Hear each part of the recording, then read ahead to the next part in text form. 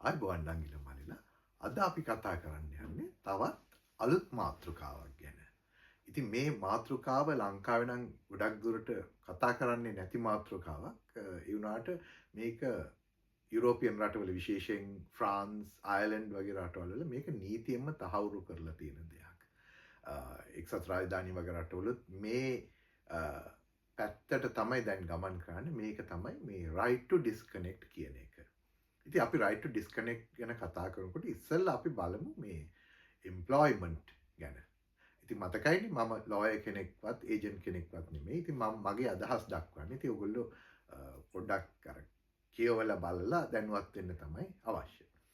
ඉතින් employment ගැන කල්පනා කරොත් මුලින්ම තියෙනවා contract එකක්. පාර්ශවයන් දෙකක් අතර contract එකක් තියෙනවා. ඉතින් දෙගොල්ලන්ටම වාසිදායක නිසා තමයි අපි ඔය කොන්ට්‍රැක්ට් එක අස්සම් කරන්නේ. හරියට විවාහයක් වගේ. විවාහයකදීත් අපි ගිහිල්ලා පොතක අස්සම් කරනවා අපි දෙන්න එකට ජීවත් වෙනවා කියලානේ. ඉතින් එතනදී මේ දෙන්නටම මේ විවාහයෙන් යම් කිසි බෙනිෆිට් එකක් තියෙන නිසා ඒගොල්ලෝ ඒ ආදරයෙන් බැඳිලා ඒ කරන්නේ. ඉතින් ඒ වගේ මම කියන්නේ මම කම්පෙයාර් කරන්න හදන්නේ ඕගනයිසේෂන් එකකුයි එම්ප්ලොයි අතරේ ඒ වගේ යම් කිසි ගිවිසුමක් ඇති වෙන්නේ. ඉතින් ඒ ගිවිසුමේදී කියනවා හරි ඕගොල්ලන්ට කාර් එකක් දෙනවා බෝනස් දෙනවා අනම්මනම් කතන්දර ගොඩයි. ඕගොල්ලොත් කියනවා මම වැඩිපුර මම මේ ආයතනය වෙනුවෙන්ම සම්පූර්ණයෙන් ආයතනයේ සුඛ විහරණය වෙනුවෙන් මම කැප වී වැඩ කරනවා කියලා පොරොන්දු වෙලා ඔය දෙගොල්ල අස්සම් කරනවා කොන්ට්‍රැක්ට් එකක්. දැන් ඔතන සඳහන් වෙනවා වැඩ කළ යුතු කාලය පිළිබඳව. සාමාන්‍යයෙන් ඉතින් ෆුල් ටයිම් වැඩ කරන කෙනෙක් පැය 35ක් 37ක් 40ක් වගේ ප්‍රමාණයක් කොන්ට්‍රැක්ට් එකේ දානවා. ඉතින් ඒ අතරේ තව කියනවා reasonably acceptable ප්‍රමාණයක් සමහර වෙලාවල් වලදී ඔයගලන්ට වැඩිපුර වැඩ කරන්න වෙයි කියලා. ඉතින් දැන් ඔතනදී වෙන දෙයක් තමයි එකක් ඇවිල්ලා දැන් අපි හිතමු ස්පිරිතාලයක වගේ නම් අනිවාර්යයෙන්ම අපි හිතමු දොස්තර මහත්තයෙක් ඔපරේෂන් එකක් කර ඉන්නකොට මගේ පැය 8 ඉවරයි කියලා නවත්තලා දාලා යන්න බෑ. ඒක මොකද කෙනෙක්ගේ ජීවිතයත් මරණයත් අතර දෙයක් නිසා. ඒ වුණාට අනිත් ආයතනය ගත්තොත් 95%කටත් වඩා ආයතනවල තියෙන වැඩ ප්‍රමාණය එහෙම හැම තිස්සෙම පුරුද්දක් හැටියට පැය ගාණක් වැඩිපුර කරනවා වෙන්න බෑ. මොකද ඒ කියන්නේ වාගේ රස්සාවේ කොන්ට්‍රැක්ටඩ් අවර්ස් ගන්නට වඩා ගොඩක් වැඩි ප්‍රමාණයක් ආයතනයේ වෙනුවෙන් දෙනවා. අර පොරොන්දු වෙච්ච අර පැය 40 හෝ ඒ ගානේ පඩියටම. ඉතින් දැන් ඔතනදී අපේ ලංකාවේ විශේෂයෙන් මම දකින දෙයක් තමයි ඒ සෙක්ටර්ස් 90 හදාගෙන තියෙනවා. අපි හිතමු IT සෙක්ටර්නේ මම රෑ 11 වෙනකම් වැඩ කරන එක සාමාන්‍යයි. ඉතින් ඒක සාමාන්‍ය නම් ඇයි අර පැය 40ක් කොන්ට්‍රැක්ට් එකේ දාන්නේ? ඉතින් ඒක දාන්න පුළුවන් 80යි කියලා. ඒ අදාළ ගාන ගෙවන්න පුළුවන් නේ. එහෙම නැත්නම් අර ස්ටාෆ් කාඩර් එක තව ටිකක් වැඩි කරලා ඒ අදාළ ප්‍රමාණය ආයතන ගන්න ඕනේ.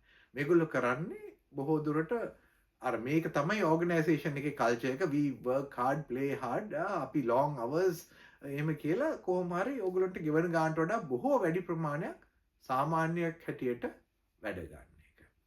ඉතින් ඕක දැන් විශේෂයෙන් බැලුවම ශ්‍රී ලංකාවේ ගොඩක් පඩි සාපේක්ෂව අඩුයි ආයතනවල. මම එක උදාහරණයක් කියන්නම්. මම ලංකාවට ආපුලා මගේ යාළුවෙක් එක්ක අපි ගමනක් ගියා. ඉතින් මේ පැය 4-5 ගමන පුරාවටම දැන් මේ මනුස්සයාට ටෙලිෆෝන් එක වදිනවා මැනේජර් කතා කරනවා එයාගේ කොලීග්ස්ලා කතා කරනවා එක ඒවා අහනවා. රෑ 8ටත් කෝල් 9ටත් කෝල් 10ටත් කෝල්. ඊළඟට ලැප්ටොප් එක අරගෙන වැඩ කරනවා. දැන් මේ වැඩ කරන්නේ ඔක්කොම මෙයාගේ අර නිවාඩු කාලයේදී. ඉතින් අර ඒ විදිහට ඒක හදාගෙන තියෙන්නේ. ඒ කියන්නේ නිවාඩුවේ හිටියත් මම ස්ටෑන්ඩ් බයි කියන එක දැන් අර මම මුලින් ස්පිරිතාලයක් ගැන කතා කරේ දැන් මේ එක්කෙනෙක්වත් ස්පිරිතාලවල වැඩ කරන අය නෙමෙයිනේ. ඉතින් එතකොට ඕගොල්ලෝ ඒක ඕනවට වඩා ඒ කියන්නේ ආයතනයක් වෙනුවෙන් කැප වෙලා වැඩ කරන්න ඕනේ තමයි මාව වර්ධව වටහා ගන්න එපා. අපි ඕනවට වඩා ආයතනයක් වෙනුවෙන් මැරෙන්න යන්න ඒක පුරුද්දක් කරගන්න නරකයි. දැන් තව උදාහරණයක් ගත්තොත් අපි හිතමු again IT firm වල තමයි ගොඩක්ම මම හිතන්නේ මේ වැඩේ වෙන්නේ. මේ ඒක අපි මේ ආයතනයේ අපි ෆැමිලි එකක් කියලා කියනවා. ABC family. දැන් අපි ඔක්කොම එක පවුලේ අය කියලා. ඉතින් හිතලා බලන්න පවුල් එක නම් ඔයා පරක්කු වෙලා එනකොට මේ ඔයාගේ පඩි කපන්න හරි නිවාඩු කපන්න හරි ඕනේ නෑනේ. පවුල් වල එහෙම වෙන්නේ නෑනේ. වරදක් කළොත් රස්සාව ගහලා යනවා. දැන් ඔයා ගෙදරදී වරදක් කරා කියලා ඔයා ගෙදරින් පයින් ගහලා එල්ලවල දාන්නේ නෑනේ. ඉතින් ඒකින්ද මේ ඔය my කම්පනීස් මයි ෆැමිලි කියන කන්සෙප් එක නම් තනිකර මගේ පර්සනල් ඔපිනියන් එක නම් ඒක තනිකර මේ මිනිස්සුන්ව රවට්ටන්න හදපු කන්සෙප් එකක් කියලා. විශේෂයෙන් හිතලා බලන්න. ඔයා අද වැඩට යනකොට බස් එකෙන් වැටලා මැරෙනවා. පවුලේ අය නම් දානයක් දීලා ඕගොල්ලෝ වෙනුවෙන් අඬලා වැළපිලා ඔක්කොම හැම අවුරුද්දෙම දාන දෙනවා, මතක් කරනවා, ෆොටෝ එකක් බිත්තියේ එල්ල ගන්නවා, ඔක්කොම කරනවා. දැන් ඔයා මැරුණානේ වැඩට යනකොට. දැන් ආයතනය මොකද කරන්නේ? ඔයාට සමහර විට මල් වැඩමක් වගේ වයි. ඉතින් ඒ උනාට ඊළඟ සතිය වෙනකොට ඔයාගේ වැඩ ටික වෙන කාට හරි බාර දෙයි.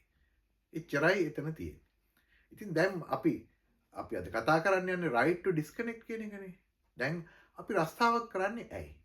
අපි රස්සාවක් කරන්නේ අපේ දරු පවුල පෝෂණය කරගෙන, ගෙයක් දොරක් හදාගෙන, ලංකාවේ නම් කාර් එකක් ගන්න එක ගෙයක් හදනවා වගේම ඉතින් ඒ වගේ දේකුත් කරගෙන අපි සමාජයට බරක් නොවි යහපත් පුරවැසියන් හැටියට ජීවත් වීමට. ඉතින් ඒක තමයි අපේ අවශ්‍යතාවය. අපි නැත්තම් ඇඟේ අමාරුවට ගිහිල්ලා රස්සාවල් කරන්නේ නැහැ නේ. අපි ගෙදරට වෙලා හේනක් කොටාගෙන ඉන්න පුළුවන් නේ. ඉතින් දැන් රස්සාව කරනවා. එතකොට ඔතනදී තියෙනවා work life balance කියලා දෙයක්. දැන් ඔයගොල්ලෝ විශේෂයෙන් දවස් 5ක් වැඩ කරලා දවස් 2ක් නිවාඩු ඒ කියන්නේ වීකෙන්ඩ් එක වගේ ගත කරන කෙනෙකුට work life balance කියන එක ටිකක් කරගන්න අමාරුයි. මොකද ගෙදර එනකොට හති වැටිලා ඉන්නේ. ඊට පස්සේ පහුවෙන්ද වැඩට යන්න ලෑස්ති වෙනවා, කෑම උයනවා, ළමයින්ගේ කටයුතු කරනවා, ඔය වගේ වැඩ ගොඩයි. ඉතින් ඒ නිසා ඒ ලැබෙන පොඩි නිවාඩු ප්‍රමාණයවත් ඔයගොල්ලෝ තමන්ගේ හිත මිත්‍රාදීන් තමන්ගේ පවුලේ අයත් එක්ක ගත කරන්න පුළුවන් වෙන්න ඕනේ. ඒ වගේම ඒ ගත කරන කාලයේදී ඔයාගේ රස්සාවේ කරන දේවල් ගැන හිතන්නේ නැතුව පොඩ්ඩක් අර කියන්නේ ටිකක් අර නිකන් ඩිස්කනෙක්ට් කරලා අපි මම ඩිරෙක්ටර්වත් මැනේජර්වත් මම අධිකාරීවත් මොකක්වත් නෙමෙයි, මම අද මේ දෙන්නගේ තාත්තා, මම අද මෙයාගේ සැමියා හෝ බිරිඳ, ඒ වගේ කියලා තමන්ගේ පවුල සමග ගෙවන්න නිවිහැනහිල්ල ගෙවන්න තියෙන්න ඕනේ. ඒක ගොඩාක් වැදගත්. මතකයිනේ බස් එකේ වැටලා මැරුණොත් ආයතනයට නෙමෙයි පවුලටයි පාඩු වෙන්නේ. අන්තිමට ඔයාට පපුව අමාරුවක් හැදිලා ඉස්පිරිතාලේ ගෙනිච්චොත් ඒ ගෙනියන්නේත් ඔයාගේ පවුල හෝ හිතවත් අය. නැතුව ආයතනයෙන් නෙමෙයි බොහෝ දුරට. ඉතින් ඒ නිසා ගොඩක් මතක තියාගන්න තමන් අර කොන්ට්‍රැක්ට් එකක් නේ ගැහුවේ. දැන් තවත් පාර්ශවයක් සමග ඔයා ගිවිසුම් ගත වෙලා තියෙනවා. මම මේ සතියට හෝ මාසෙට මෙච්චර පැය ගාණක් මම ඕගොල්ලෝ වෙනුවෙන් වැඩ කරනවා. ඒ වෙනුවට ඕගොල්ලෝ මට වේතනයක් දෙනවා කියලා. ඉතින් ඒ වේතනයට අදාළ වැඩ ටික ඔයා කරනවා. දැන් right to disconnect කියන එකෙන් වෙන්නේ. දැන් විශේෂයෙන් මම ආයෙත් මතක් කරන්න ප්‍රංශය අයර්ලන්ඩ් වල වගේ රටවල් මේක නීතිගත කරලා තියෙන දෙයක්. ඒ කියන්නේ නිවාඩු දුන්නොත් ඕගොල්ලෝ අනිවාර්යෙන් වැඩ කරන්නේ නැතුව ඒ නිවාඩු කාලේ ඔයාගේ වෙන දේවල් කරමින් ගත කරන්න ඕනේ. ඔයාට කිසිම ඔබ්ලිගේෂන් එකක් නැහැ ඔයා අපහු වැඩට එනකන් ඊමේල් රිප්ලයි කරන්න. ඒ වගේම ඔයාට කිසිම ඔබ්ලිගේෂන් එකක් නැහැ ඒ ඉන්න වෙන කවුරු හරි කෝල් කරන්න නැහැ. අනිත් එක කෝල් කරත් ආන්සර් නොකර ඉන්නත් පුළුවන්. මොකද ඒක ඔයාගේ මී ටයිම් එක. ඔයාගේ පෞද්ගලික කාලය. ඉතින් ඒ වගේම ඔයා right to disconnect වලදී වෙන්නේ ඔයාගේ බොස්ට කිසිම අයුරකින් ඔයාව පීනලයිස් කරන්න බෑ. ඔයා මේ නිවාඩු කාලෙදී මොකක්වත් කරේ නැහැ කියන එක. ඒක ඒ රටවල නීතියෙන්ම තහවුරු කරලා තියෙන දෙයක්. ඉතින් එක්සත් රාජධානිය නම් තාම ඒක ඒ තත්ත්වය නැහැ. ඒ වුණාට මං හිතන්නේ ලංකාවත් එක්ක සාපේක්ෂව ඒ ගෙවන පැය ගානට අදාළ වැඩ ප්‍රමාණය ගැනීම කියන එක නම් ගොඩක් දුරට තියෙනවා. විශේෂයෙන් lower positions වල විශේෂයෙන්ම බොහොම ලේසියෙන් ඕවර් ටයිම් ක්ලේම් කරන්න පුළුවන්. ඕගොල්ලෝ නිරන්තරයෙන්ම ඕනවට වඩා වැඩ කරනවා. අපි හිතමු පැය 8ක shift එකක ඉන්න කෙනෙක් හැමදාම පැය 10මාරක් 11ක් වැඩ කරනවා නම් ඔයාට බොහෝ දුරට ඔයාගේ මැනේජර්ට ගිහලා කතා කරන්න පුළුවන්. මේකයි සර් මම මගේ කොන්ට්‍රැක්ට් එකේ තියෙන සතියට පැය 40. ඒ වුණාට මම හැම සතියෙම පැය 50ක් වැඩ කරලා තියෙනවා. මට මේකට ගෙවන්න බැරිද? ඒ වගේ එකක් කරන්න පුළුවන්. මතක තියාගන්න ඕගොල්ලෝ පාර්ශව දෙකක්. එම්ප්ලොයීගේ පාර්ශවය බලවත්, එම්ප්ලොයී relatively weak. ඒ නිසා ඒ කොන්ට්‍රැක්ට් එකේ ඔයාට මුදලක් ගෙවනවා ඔයාගේ ශ්‍රමයට. ඉතින් ඒ ශ්‍රමයට හරියන්න ඔයා වැඩ කරනවා. ඉඳලා හිටලා සමහරලාට organizational demands අනුව වැඩිපුර වැඩ කරන්න වෙනවා. ඒ වුණාට ඒක හැමදාම වැඩිපුර පැය 4ක් 5ක් වැඩ කරන්න වෙනවා නම් ඒ කියන්නේ ඕගොල්ලෝගේ ආයතනයට තව ස්ටාෆ් ගන්න ඕන කියන එක. ඒක වාගේ වරදක් නෙමෙයි. ඒක ඔයාගේ මැනේජර්ලා බලන්න ඕනේ හැමතිස්සෙම ඕගොල්ලෝ බර්න් අවුට් වෙනවනම්. ඒ කියන්නේ එතන ආයතනයේ ප්‍රශ්නයක් තියෙන. ඒගොල්ලෝ ලාභ වැඩි කරගන්න ස්ටාෆ් අඩුවෙන් අරගෙන ඉන්නේ. ඒ නිසා පොඩ්ඩක් ඔය වගේ දේවල් ගැනත් කල්පනා කරලා බලන්න. විශේෂයෙන් අර ව්‍යා ෆැමිලි කම්පැනි කියන ලනුවට අහු වෙන්න එපා. ඒක තමයි මම නම් කියන්නේ. ওই ෆැමිලි කම්පැනි වල ලනු වලට අහු වෙලා ඉන්නවනම් ඔයගොල්ලන්ට දැන් UK වල ඉන්න කෙනෙක් නම් Glassdoor කියලා වෙබ්සයිට් එකක් තියෙනවා. ඒකට ගිහිල්ලා බලන්න පුළුවන් මේක ඇත්තට ඔය කියන තරම්ම ෆැමිලි ෆ්‍රෙන්ඩ්ලිද අපි කට්ටිය බොහොම යාළුවෙන් එකමුතුවද ඉන්නේ කියන එක. ඒ වගේ එම්ප්ලොයර් රිවිවිං වෙබ්සයිට් එකකට ගිහිල්ලා ඔයගොල්ලන්ට ඉතාමත්ම පහසුවෙන් බලා ගන්න පුළුවන්.